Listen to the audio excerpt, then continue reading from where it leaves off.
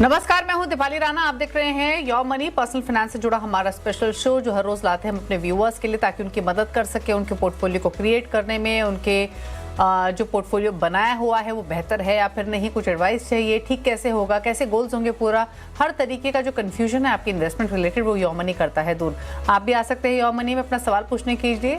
Note कीजिए तरीका कैसे आप पार्टिसिपेट कर सकते हैं, हमारे एक्सपर्ट्स की एडवाइस ले सकते हैं। व्हाट्सएप, ईमेल या सोशल प्लेटफॉर्म्स के थ्रू कनेक्ट कर सकते हैं। हमारा ईमेल है yourmoney@nw18.com, 7045220000 हमारा व्हाट्सएप नंबर है। फेसबुक और एक्स पर जाएंगे तो ये शो आप लाइव भी देख सकते हैं, अपने क्वेश्चंस पोस्ट भी कर सकते हैं #AskAwaz लिखकर। आज हमारे साथ हैं फिनसेफ इंडिया के फाउंडर और डायरेक्टर मृन अग्रवाल। मृन, नमस्कार, स्वागत है आपका। क्वेरीज लेंगे, उससे पहले बात करेंगे एनआरआईज के इन्वेस्टमेंट को लेकर। अगर हम म्यूचुअल फंड इंडस्ट्री की बात करें तो एनआरआईज कैसे अप्रोच कर सकते हैं, क्या नॉर्म्स है उनके लिए, क्या बेसिक्स हैं, क्योंकि इस शो में भी काफ़ी क्वेरीज हमें मिलती हैं उन इन्वेस्टर्स से जो इंडियंस हैं, ओवरसीज़ में सेटल्ड हैं। तो बताइए किस तरीके से अप्रोच करें एनआरआईज अगर उनको इंडिया में म्यूचुअल फंड्स में इन्वेस्ट करना है। नमस्ते दीपाली। तो सबसे पहले जिस भी इन्वेस्टर को इंडिया में इन्वेस्ट करना है म्यूचुअल फंड्स में, सबसे पहले तो उनको एक केवाईसी करना पड़ेगा, राइट। एंड ये केवाईसी करने के लिए उनको एक इंडियन नंबर की जरूरत होगी, क्योंकि वो ओटीपी आएगा। एंड ऑफ कोर्स जो स्टैंडर्ड आइडेंटिफिकेशन डॉक्यूमेंट्स रहते हैं, जैसे passport, pan of course is required, overseas address, cancel cheque, FATCA declaration, and of course bank details are required. And जो इन्वेस्टमेंट होता है वो आप म्यूचुअल फंड के साथ डायरेक्टली कर सकते हैं, आप MFU में कर सकते हैं जो इंडस्ट्री प्लेटफॉर्म है, MF सेंट्रल के थ्रू कर सकते हैं, BSE स्टार जो रजिस्ट्रार एंड ट्रांसफर एजेंट्स हैं जैसे माईकैम्स एंड कार्वी MFS, इसके थ्रू भी कर सकते हैं। एंड मेन चीज जो ध्यान में रखनी है वो ये है कि जो आप अमाउंट इन्वेस्ट कर रहे हैं वो आप फॉरेन करेंसी में नहीं कर सकते हैं, आपको रुपीस में ही करना पड़ेगा, राइट। सो या तो आप एनआरई से कर सकते हैं या आप एनआरओ से कर सकते हैं। So NRE is the account that is repatriable, NRO is account which is not repatriable. तो मेन थिंग यही है कि आपको जो अमाउंट इन्वेस्ट आप कर रहे हैं वो रुपीस में इन्वेस्ट करना पड़ेगा। ओके, और टैक्स कंसिडरेशंस वगैरह कैसी रहती हैं, या फिर फेमा रेगुलेशंस वगैरह? तो देखिए, सबसे पहले जब redemption, so the tax obviously will come into play जब आपको डिविडेंड मिलेगा, और दूसरा जब आप रिडेम्पशन करेंगे, राइट। तो जब आप रिडेम्पशन करते हैं तो एक टैक्स डिडक्शन एट सोर्स होता है, एंड जो नेट प्रोसीड्स हैं वो ही आपके अकाउंट में आते हैं। तो ये नेट प्रोसीड्स क्या है, जो ग्रॉस रिडेम्पशन अमाउंट है माइनस द टीडीएस। तो अभी टीडीएस कितना कटेगा, जैसे इक्विटी रिडेम्पशन पे short term capital gains will be 20% TDS, and long term capital gains which is after 1 year post 1.25 lakhs आपको 12.5% लगेगा TDS, राइट। तो ये तो रहा इक्विटी इन्वेस्टमेंट्स के ऊपर। अब अगर हम नॉन इक्विटी इन्वेस्टमेंट्स की ओर देखें, which means date funds, hybrid mutual funds, international mutual funds, तो इसमें अगर आपका शॉर्ट टर्म में आप रिडीम करते हैं तो आपको 30% TDS लगेगा, एंड अगेन लॉन्ग टर्म के लिए वही 12.5% आपको लगेगा। ये रहा रिडेम्पशन के ऊपर। अब अगर हम डिविडेंड की ओर देखते हैं तो डिविडेंड में भी 20% का आपको TDS डिडक्शन रहेगा, राइट। सो ये इट डजंट मैटर कि आप इक्विटी फंड का डिविडेंड है या डेट फंड का डिविडेंड है, जो डिविडेंड है उस पर TDS 20% आपको लगेगा। ओके, अच्छा, इसके अलावा एनआरआईज को अलग से भी कुछ अकाउंट खुलवाना पड़ता है यहाँ पर इन्वेस्टमेंट करने के लिए अमृत? फिर चाहे वो एनआरओ अकाउंट हो या एनआरई अकाउंट है, ये दोनों किस तरीके के अकाउंट्स होते हैं? प्लस म्यूचुअल फंड्स के अलावा कहाँ कहाँ इन्वेस्ट कर सकते हैं एनआरआईज इंडिया में? तो देखिए, दो चीज हैं। अगर आपको रिपैट्रिएबल बेसिस पर करना है, विच मीन्स कि आपने इन्वेस्ट किया और फिर आपको पैसे वापस ले जाने हैं, तो दैट मीन्स आप रिपैट्रिएट करना चाह रहे हैं, तो इसके लिए या आप एनआरई या आप FCNR बैंक अकाउंट के थ्रू इन्वेस्ट कर सकते हैं। एंड दूसरी बात ये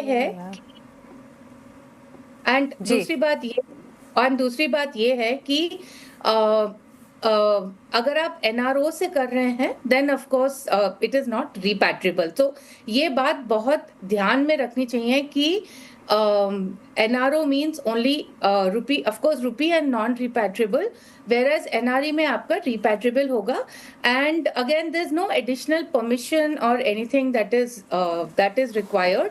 बट एक चीज जो है, जब आप पैसे वापस ले जाएंगे तो ये बात आपको ध्यान में रखनी है कि अगर आप NRE के थ्रू कर रहे हैं और आपको जो रिटर्न आ रहा है, मतलब जो अमाउंट आ रहा है, वो तो आपको रुपी में ही आएगा। द म्यूचुअल फंड आपको रुपी में ही क्रेडिट करेगा आपके अकाउंट में, और जो रिपैट्रिएशन होता है वो ऑथराइज्ड डीलर या बैंक के थ्रू ही करना होता है। तो mutual fund is not responsible for the repatriation. So ये एक बात आप ध्यान में रखिएगा। ओके अच्छा, इसके अलावा म्यूचुअल फंड्स के अलावा कहाँ कहाँ इन्वेस्ट कर सकते हैं एनआरआईज, या कहाँ इन्वेस्ट नहीं कर सकते हैं? कहाँ इन्वेस्ट नहीं कर सकते हैं, जैसे एग्रीकल्चरल लैंड फॉर एग्जांपल, कहाँ इन्वेस्ट कर सकते हैं? पीएमएस में कर सकते हैं, रियल एस्टेट में कर सकते हैं, इन सब चीजों में कर सकते हैं। जैसे पीपीएफ हुआ, ये सब पीपीएफ वगैरह जो पोस्ट ऑफिस की स्कीम्स हैं उसमें नहीं कर सकते हैं। चलिए, तो ये बात हुई एनआरआईज इन्वेस्टमेंट को लेकर, कहाँ इंडियन मार्केट्स में इन्वेस्ट कर सकते हैं, म्यूचुअल फंड्स में करते हैं तो कैसे कर सकते हैं, साथ ही क्या टैक्स इम्प्लीकेशंस होंगी, वो सब बातें आपको बताई गई। चलिए व्यूअर से करते हैं बातचीत। हिरन पहले व्यूअर हमारे साथ मौजूद हैं और ये कनेक्टेड हैं गुजरात से। हिरन नमस्कार, बताइए क्या सवाल है आपका? नमस्कार मैडम, मेरा नाम हिरन धोड़किया है, मैं बड़ौदा से हूँ। मैंने पर्टिकुलरली 8 म्यूचुअल फंड में मैंने इन्वेस्ट किया है। उसमें पहले जो 6 म्यूचुअल फंड है उसमें 2000 की SIP किया हुआ है, बाकी के जो 2 है उसमें मैंने 1000 की किया है। मैंने 8 जो किया है उसमें से 6 में जो कर रहा हूँ उसमें HDFC इंडेक्स है उसमें 2000, मिराई एसेट है उसमें 2000, एक्सिस स्मॉल कैप है उसमें 2000, एक्सिस ग्रोथ अपॉर्चुनिटी है उसमें 2000, टाटा डिजिटल डायरेक्ट है उसमें 2000, पराग पारिक फ्लेक्सी कैप है उसमें 2000, और मोतीलाल ओसवाल मिड कैप है उसमें 1000, SBI मिड कैप में 1000, और NPS में मैं 2000 कर रहा हूँ। मेरा टारगेट है अगले 15 सालों में 2 करोड़ का कॉर्पस इकट्ठा करना है, और 15 साल के अंदर मेरा होराइजन है। तो ये कैसे पॉसिबल होगा? इससे होगा या मुझे कुछ और ऐड करना पड़ेगा? ओके, पूछ लेते हैं। तो पूरा पोर्टफोलियो तो इन्होंने अपना बताया, और 10 लाख इनके पोर्टफोलियो की वैल्यू भी है। टोटल सिप इनकी 14,000 के आसपास की हो गई। 2 करोड़ का लक्ष्य लेकर चल रहे हैं 15 ईयर्स में। बताइए सजेशंस। तो सबसे पहले तो देखिए, जो आपका गोल है अभी जो 2 करोड़ का है उसका वैल्यू 15 साल में इन्फ्लेशन के साथ बढ़ा कर काफी ज्यादा बढ़ जाएगा, राइट? सो इसके लिए आपको करीब 85,000 रुपीज पर मंथ इन्वेस्ट करना पड़ेगा, taking into account the existing investment. Now अगर हम आपके इन्वेस्टमेंट के बारे में बात करते हैं तो पहले तो 8 फंड काफी ज्यादा होते हैं, बट क्योंकि इतना ज्यादा ओवरलैप नहीं है इसीलिए मैं एक ही फंड के बारे में बोल रही हूँ जो आपको एग्जिट करना है, और वो है टाटा डिजिटल फंड। देखिए, ये जो थीमेटिक फंड्स होते हैं जो एक थीम की तरफ, जैसे ये लोग डिजिटल थीम की तरफ इन्वेस्ट कर रहे हैं। थीम्स में क्या होता है कि ज्यादातर मैंने देखा है कि जब लोग इन्वेस्ट करते हैं या जब ये फंड आता है तो ऑलरेडी उस थीम ने बहुत अच्छा रिटर्न दे दिया है, और फिर आगे जाकर ना कभी कभी थीम परफॉर्म नहीं करती है। दूसरी बात, जो अच्छे स्टॉक्स होते हैं एक पर्टिकुलर सेक्टर या थीम के, वो हर समय आपको डाइवर्सिफाइड फंड्स में मिलेंगे। सो ऑलरेडी जैसे आपके पास HDFC इंडेक्स सेंसेक्स फंड है, आपके पास स्मॉल कैप फंड है, फ्लेक्सी कैप फंड है, इन सब में जो अच्छे स्टॉक्स हैं वैसे भी इस थीम के इसमें आपको मिल जाएंगे। सो मेरा ये रिकमेंडेशन है कि आप जो टाटा डिजिटल है उसमें से एग्जिट करके जहां आपको लगता है आप रिस्क ले सकते हैं, आप वहां पर इन्वेस्ट कर सकते हैं। मतलब, एंड सिंस आपका गोल काफी लंबा है, 15 साल का है, आई फील कि आपको स्मॉल कैप में बढ़ाना चाहिए, क्योंकि स्मॉल कैप में ऑफ कोर्स वॉलेटिलिटी बहुत रहती है, बट इसमें ज्यादा ग्रोथ के भी चांसेस रहते हैं। सो आई विल से कि जो आपका टाटा डिजिटल है उसमें से आप एग्जिट करके जो स्मॉल कैप फंड आपके पोर्टफोलियो में है, which is axis small cap, आप उसमें इन्वेस्ट कर सकते हैं। ओके, चलिए, ये रही आपके पोर्टफोलियो को लेकर राय। सिप आपको ज़्यादा लगेगी, एक साथ नहीं कर सकते, धीरे धीरे बढ़ाइए, क्योंकि गोल आपका बड़ा है विद इन 15 ईयर्स, और थोड़े बदलाव आपको सजेस्ट किए गए हैं, उसके हिसाब से आप रणनीति बना सकते हैं। विवेक हैं अगले व्यूअर मुंबई से हमारे साथ। विवेक नमस्कार, पूछिए अपना सवाल। नमस्ते मैडम। नमस्ते विवेक, बताइए क्या क्वेश्चन है आपका?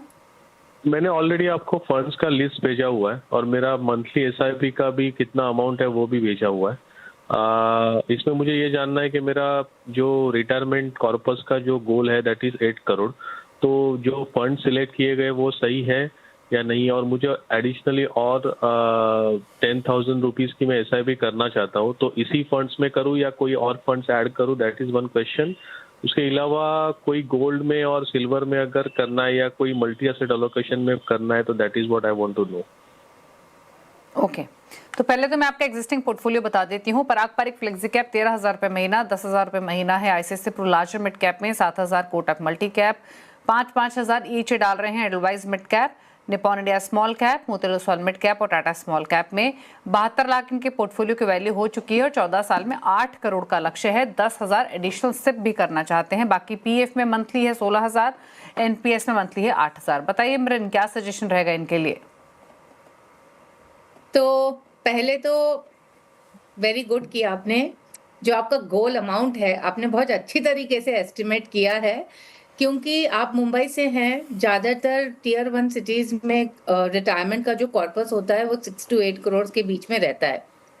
बट दूसरी बात जो है, और आप अच्छा भी सेव कर रहे हैं। दूसरी बात मैं ये भी कहना चाहूँगी कि आपका सेविंग्स भी अच्छा है। बट अनफॉर्चुनेटली क्या है ना कि जो मतलब 14 साल में जो आपका अमाउंट है वो बढ़ के इन्फ्लेशन के हिसाब से करीब 18 करोड़ हो जाएगा, एंड उसके लिए आपको करीब महीने में 3 लाख इन्वेस्ट करने हैं। नाउ सबसे पहले तो मैं ये जो एनपीएस का जो अमाउंट आपके पास है, मेरे को मालूम नहीं कि ये कौन से ऑप्शन में आपने इन्वेस्ट किया है, but I will certainly suggest कि active equity is the best option. और अगर आपने एक्टिव इक्विटी में नहीं किया है then please shift into active equity. NPS में जब आप शिफ्ट करते हैं there is no taxation and there is no charges or anything, right? So सबसे पहले तो ये कीजिए। Now दूसरी बात, आपके पास 7 फंड्स हैं। 7 फंड्स काफी ज्यादा होते हैं, तो नंबर 1 फंड्स और मत बढ़ाइए। दूसरा आपका सवाल था कि मुझे 10,000 और इन्वेस्ट करना है। सो आई विल अगेन से कि सिंस आपका लक्ष्य काफी बड़ा है, टाइम आपके पास है, आप रिस्क भी शायद ले सकते हैं क्योंकि आपका काफी वेल डाइवर्सिफाइड मैं पोर्टफोलियो देख रही हूँ। आई विल से कि आप स्मॉल कैप की ओर बढ़ा सकते हैं। निपॉन इंडिया स्मॉल कैप जो आपके पास है इसमें आप बढ़ा सकते हैं, थोड़ा मिड कैप में बढ़ा सकते हैं। Certainly I will not suggest flexi cap और लार्ज एंड मिड कैप में बढ़ाने का। आई विल से कि मिड कैप और स्मॉल कैप में आप जो है अपनी जो 10,000 आपको ज्यादा डालना है वो आप इन फंड्स में डालिए, और जो आपके पास हैं आप उन्हीं फंड्स में डालिए, आप और फंड्स मत ऐड कीजिए। ओके, तो एडिशनल कैटेगरी की जरूरत नहीं है, एग्जिस्टिंग फंड्स में ही डिप्लॉय कर सकते हैं 10,000। और जैसे मिरन ने कहा, आपको 8 करोड़ का लक्ष्य अगर हासिल करना है 14 साल में तो 3.25 लाख की एसआईपी आपको लगेगी। धीरे धीरे बढ़ाइए और एक साथ भी अगर आप इंक्रीज नहीं कर सकते हैं तो, ताकि अपने गोल के नजदीक एटलीस्ट आप पहुंच सके। अगले व्यूअर से कनेक्ट करते हैं। प्रिंस हैं अगले व्यूअर हमारे साथ दिल्ली से। प्रिंस नमस्कार, पूछिए क्या सवाल है आपका? नमस्कार मैम, मैंने अपना पोर्टफोलियो शेयर किया है। अभी मैं करंटली 10 म्यूचुअल फंड में एसआईपी कर रहा हूँ, 4,000 ईच, 40,000 पर मंथ। तो मैं ये जानना चाहता हूँ, जो ये 10 फंड मैंने बताए हैं, ये मतलब फंड ठीक है या इनमें कुछ चेंजेस की रिक्वायरमेंट है मेरे को? पूछ लेते हैं क्या सजेशन रहेगा। तो आपने जो फंड्स आपके पास है पहले वो मैं मेंशन कर देती हूँ। HDFC large cap 4,000, Nippon India large cap 4,000, 4,000 ये डाल रहे हैं। HDFC flexi cap, Parag Parikh flexi cap, Kotak mid cap, Motilal Oswal mid cap, Nippon India small cap, Quant small cap, Nippon India multi cap, HDFC mid cap. Overlapping categories की भी है, fund houses की भी है। बड़ा पोर्टफोलियो है इनका 40,000 के सिप के लिए, और मेरे ख्याल से 10 फंड्स हैं इनके पास 40,000 की सिप ये कर रहे हैं हर महीने। 4.25 लाख की पोर्टफोलियो की वैल्यू है। अब 20 साल का होराइजन लेकर चल रहे हैं, पहला पॉइंट। दूसरा कि 20 साल में कितना एक्यूमुलेशन कर लेंगे, पोर्टफोलियो ठीक है, थोड़े बदलाव करने हैं, और इनको 5 लाख का एडिशनल इन्वेस्टमेंट भी करना है। यानी इक्विटी भी हो सकता है, वो गोल्ड, सिल्वर या बॉन्ड्स, कहाँ बेटर रहेगा इस समय लमसम इन्वेस्ट करना। तो एक एक करके 2-3 सवाल हैं इनके इस पूरे क्वेश्चन में। बताइए मृन, क्या सलाह आपकी तरफ से रहेगी? तो सबसे पहले तो मैं सोने और चांदी के बारे में बताऊंगी। देखिए, आपने बोला तो है कि आपको 5 लाख इन्वेस्ट करना है, बट बहुत जरूरी होता है ये जानना कि आपका टाइम फ्रेम क्या है, मतलब आप कितने साल तक इसमें बने रह सकते हैं। तो अगर आपका 3 साल तक का ही है, देन ऑफ कोर्स आपको डेट फंड चूज करना पड़ेगा। आजकल काफी बॉन्ड्स हैं मार्केट में, काफी प्लेटफॉर्म्स हैं जिसमें कॉर्पोरेट बॉन्ड्स मिलते हैं। बट एक चीज जो और काफी लोग अट्रैक्ट भी हो रहे हैं इस बॉन्ड्स की तरफ, वो इसीलिए क्योंकि इसमें जो रिटर्न्स दिखाए गए हैं 11 से 13% के, वो काफी हाई हैं। बट देखिए, एक बात आप समझिए कि अगर बैंक आपको 1 साल के लिए 7% दे रहा है, 7-8%, और ये बॉन्ड्स आपको 11 से 13% दे रहे हैं, तो इसका मतलब कि इसमें 5 गुना ज्यादा रिस्क भी है, राइट? दूसरी बात देखिए, आप बॉन्ड में इन्वेस्ट करते हैं, काफी सारे जो ये 11% वाले बॉन्ड्स हैं, ये बहुत लो रेटिंग के हैं, जिसमें म्यूचुअल फंड्स भी इन्वेस्ट नहीं करेंगे, राइट? और अगर आप इसमें अटक गए तो इसमें से निकलना बहुत मुश्किल होता है। तो अगर आपका लक्ष्य 3 साल तक का है, तो आप डेट फंड में निवेश कर सकते हैं। और दूसरी बात, अब हम गोल्ड और सिल्वर के बारे में बात करते हैं। हाल ही में ऑफ कोर्स ये पिछले एक हफ्ते को छोड़कर तब तक तो बहुत अच्छा चल रहा था, अब तो हम करेक्शन देख ही रहे हैं। देखिए, मैं आपको एक बात बताना चाहती हूँ कि जो गोल्ड एंड सिल्वर है, they don't have any economic value, right? They don't give you dividend, or they only grow based on speculation, right? तो गोल्ड क्यों बढ़ रहा है? गोल्ड इसलिए बढ़ रहा है क्योंकि सेंट्रल बैंक्स की बहुत बाइंग हो रही है, डॉलर में डिबेसमेंट हो रहा है, तो डी रिस्कमेंट हो रहा है डॉलर से, तो इसीलिए सेंट्रल बैंक्स जो हैं वो गोल्ड रिजर्व्स ऐड कर रहे हैं, और इस वजह से इसकी प्राइस बहुत बढ़ रही है। अगर हम सिल्वर की ओर देखें तो सिल्वर ज्यादा इंडस्ट्रियल यूज के लिए यूज होता है, एंड इसमें क्या स्पेकुलेशन चल रहा है कि अभी ईवीज में, चिप्स में, बहुत सारी चीजों में सिल्वर यूज हो रहा है, तो इसीलिए अब सिल्वर की वैल्यू भी बढ़ गई, और फिर क्या हुआ कि थोड़ी शॉर्टेज वगैरह भी हो गई बिकॉज ऑफ फेस्टिव सीजन, तो इस वजह से सिल्वर के प्राइसेस बढ़ गए हैं। अगर हम लॉन्ग टर्म रिटर्न्स देखते हैं, दो मैं आपको नंबर्स बताना चाह रही हूं। एक तो ये है कि gold only outperforms equities 30% of the times, and दूसरा नंबर जो long term return of silver, अगर हम 10 years एवरेज एनुअलाइज रिटर्न्स देखें सिल्वर के, it is only 5%, right?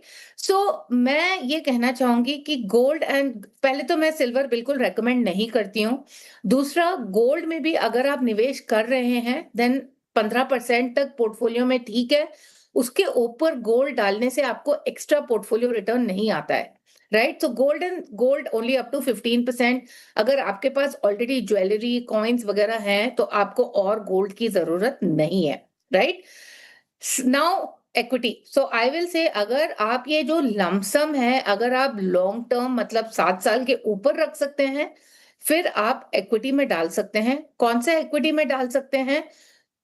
First of all, आपके पास 10 फंड हैं, तो 10 फंड होना बहुत ज्यादा है, एंड जो आपके पास फंड है जैसे HDFC large cap and HDFC flexi cap have 40% overlap, Parag Parikh flexi cap and HDFC flexi cap have 30% overlap.